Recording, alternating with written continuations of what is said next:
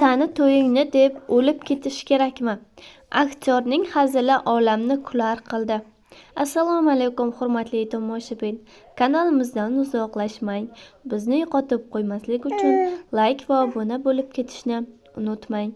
Sizni qiziqtirgan eng so'nggi, eng tezkor va eng ishonchli ma'lumotlar faqat bizda. Mashhur aktyor va yumorist Mo'min Ibrohimov navbatdagi konsert dasturida shov-shuvli va biroz xavfli sahna chiqishi bilan tomoshabinlarni hayratga soldi. U 8 metr balandlikdan sahnaga sakrab tushishga qaror qildi va bu paytda miya chayqalishi, shuningdek, yelka jarohatiga uchragan. Bu holat katta g'alayon bilan qarshi olindi.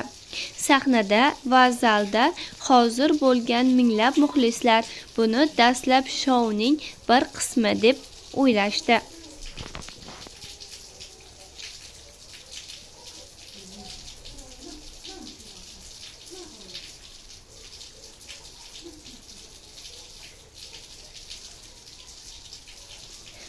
Hodisadan so'ng aktyorning improvizatsiyasi zalni portlatdi.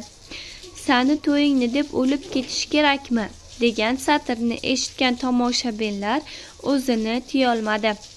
Keyinchalik ma'lum bo'lishicha, bu qahramonlik aktyorning sahnadagi harakatlarini jonli va ta'sirli qilib ko'rsatish maqsadida amalga oshirilgan.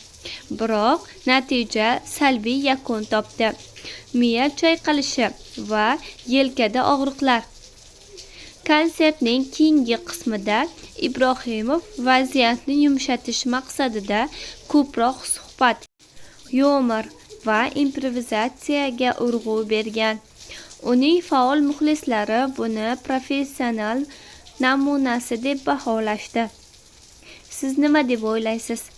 Shuncha xavf sahnada hayotni reallashtirish uchun arziydimi?